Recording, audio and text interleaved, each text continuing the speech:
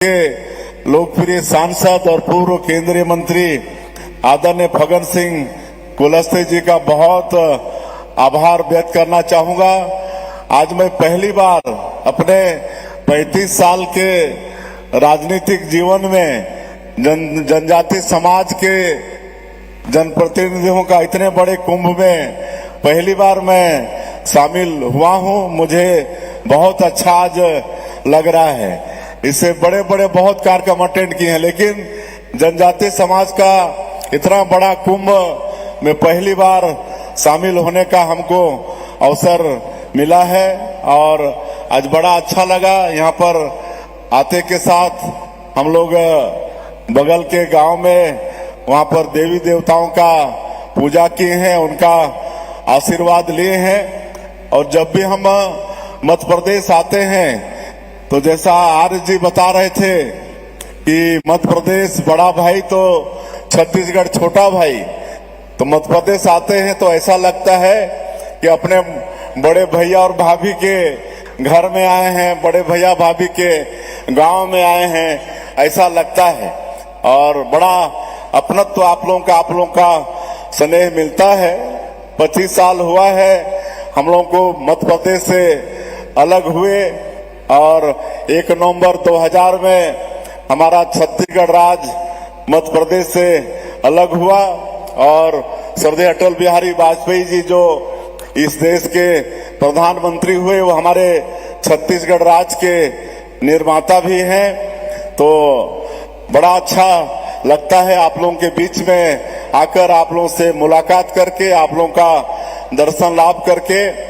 और निश्चित रूप से ये जो आदि महोत्सव जिसका शुभारंभ वर्ष 2015 में हुआ है और वो भी जिनके कर कमलों से शुभारंभ हुआ है, आज सौभाग्य है कि वो अपने बीच में हैं। हमारे भारत सरकार के केंद्रीय जनजातीय मंत्री श्री जुएल ओरांव जी उस समय भी केंद्रीय मंत्री थे जनजातीय कार्य मंत्रालय के, उनके कर कमलों से इस आदि महोत्सव का शुभारंभ हुआ है। और ये महोत्सव रानी दुर्गावती जी और जो हमारा जनजातीय समाज की जो संस्कृति है, जो परंपरा है, उसको संजो के रखने में ये मील का पत्थर साबित होगा।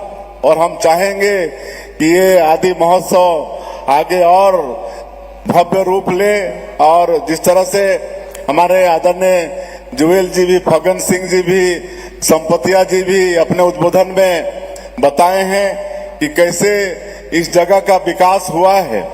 जब केंद्रीय मंत्री जुएल जी यहाँ पर आए, फग्गन सिंह कुलस्ते जी, उनके माध्यम से यहाँ का विकास हो रहा है। और मैं भी ये बताना चाहूंगा कि मैं भी बड़ा सौभाग्यशाली हूँ जब इस देश में जो 11 करोड़ हमारे जनजातीय समाज के लोग हैं, उनके विकास के लिए, उनके समुचित प्रगति के लिए भारत सरकार में जनजातीय कल्याण मंत्रालय का गठन हुआ वर्ष 1999 में। उस समय हम भी सांसद के रूप में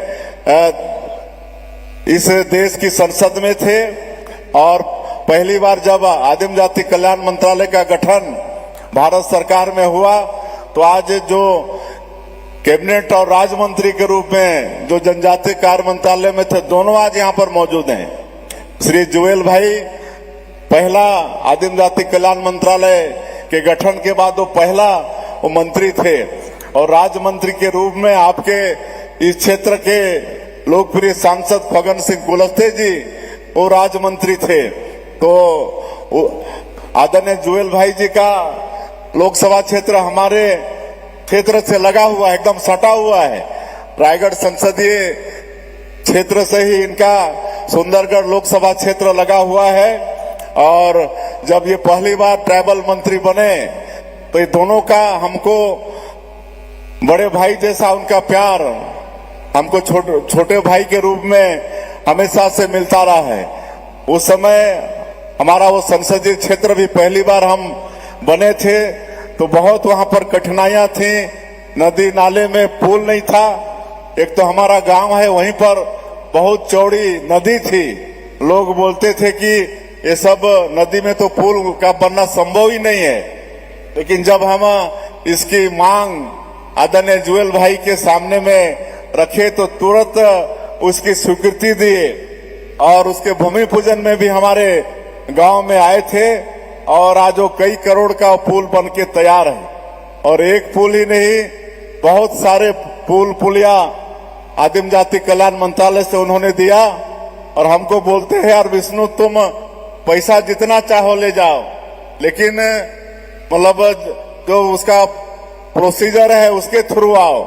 और भरपूर उन्होंने पैसा दिया, इसके लिए मैं बहुत बहुत आभारी हूं। और आप लोगों ने सुना कि आज 2,50,000 करोड़ का बजट ट्राइबल विभाग का, जो कि छोटे छोटे प्रदेशों का बजट नहीं है।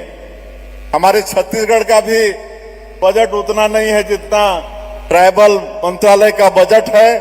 तो हमारे जो भारतीय जनता पार्टी के नेता, चाहे वो अटल बिहारी वाजपेयी जी हों, चाहे नरेंद्र मोदी जी हों, कितनी चिंता जनजाति समाज का करते हैं। इसी बात से पता चलता है कि आज 2,50,000 करोड़ का बजट हमारे जनजातियों के लिए और उनके क्षेत्र के विकास के लिए आज बजट में प्रावधान है।